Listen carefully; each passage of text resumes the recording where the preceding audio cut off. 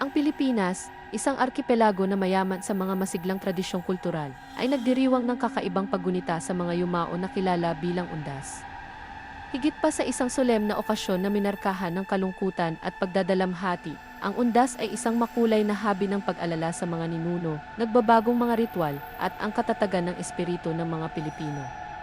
Ipinagdiriwang tuwing November 1 at 2, kasabay ng Araw ng mga Santo at Araw ng mga Kaluluwa. Ang undas ay isang testamento sa malalim na mga pagpapahalaga ng kulturang Pilipino, ang kanilang matibay na paniniwala sa kabilang buhay, at ang kanilang walang hanggang koneksyon sa kanilang mga ninuno. Halika at pag-usapan natin. Ang pinagmulan ng undas ay matutunton sa isang kamanghamanghang pagtatagpo ng mga katutubong paniniwala at mga impluensya ng kolonyal. Bago pa man dumating ang mga Espanyol noong 16th century, ang mga katutubong Pilipino ay mayroon ng mayayamang tradisyon ng pagbibigay pugay sa mga patay. Ang mga kasanayang ito ay kadalasang kinabibilangan ng mga ritual upang payapain ang mga espiritu ng mga ninuno na tinitiyak ang kanilang patuloy na gabay at proteksyon para sa mga nabubuhay. Ang pagdating ng mga Espanyol ay nagdala ng Katolisismo at ang pagdiriwang ng Araw ng mga Santo at Araw ng mga Kaluluwa na nakatuon sa pagbibigay pugay sa mga santo at sa mga yumaong mananampalataya. Ang mga pagdiriwang na ito ng Katoliko ay nakipag-ugnayan sa mga umiiral na katutubong kasanayan na nagbunga ng modernong undas, isang natatanging pagsasanib na sumasalamin sa kakayahang umangkop at katatagan ng kulturang Pilipino. Ang diwa ng undas ay nakasalalay sa paniniwala ng mga Pilipino na ang mga espiritu ng mga yumao ay bumabalik sa lupa sa panahong ito. Ang mga pamilya ay naglalakbay sa mga sementeryo na ginagawang mga masiglang lugar ang mga karaniwang tahimik na espasyong ito. Ang mga puntod ay maingat na nililinis at pinalamutian ng mga makukulay na bulaklak, kumikislap na mga kandila at mga personal na alaala na lumilikha ng isang maliwanag na tanawin laban sa likuran ng gabi.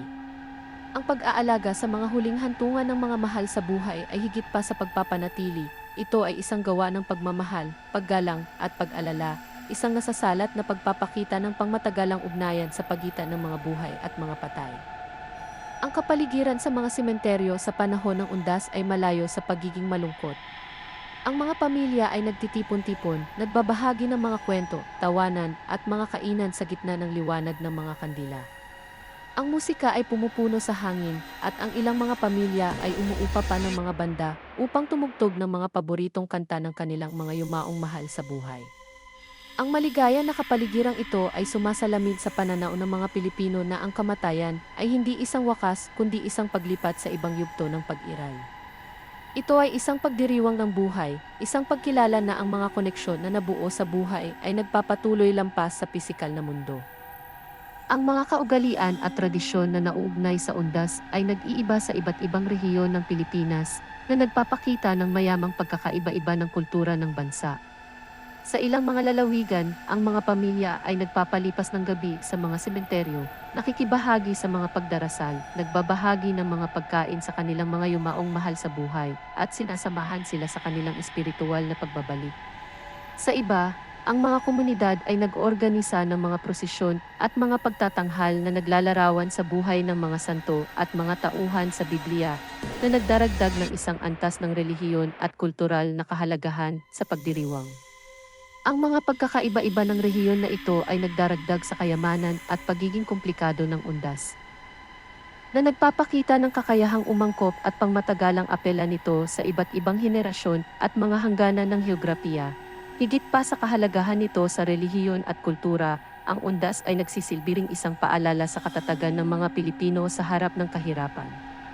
Ang bansa ay nakaranas ng maraming natural na sakuna, mga kaguluhan sa politika, at mga hamon sa ekonomiya sa buong kasaysayan nito.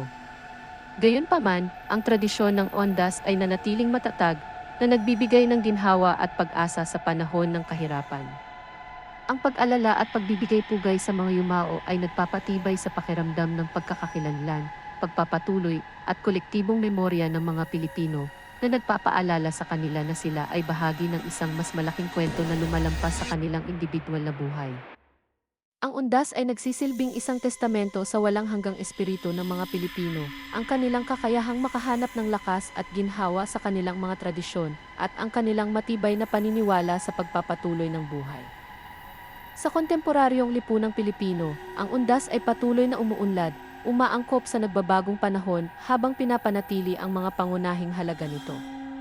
Sa pagtaas ng urbanisasyon at migrasyon, maraming pamilya ang nakakalat ngayon sa iba't ibang lokasyon na nagpapahirap sa pisikal na pagtitipon sa mga sementeryo.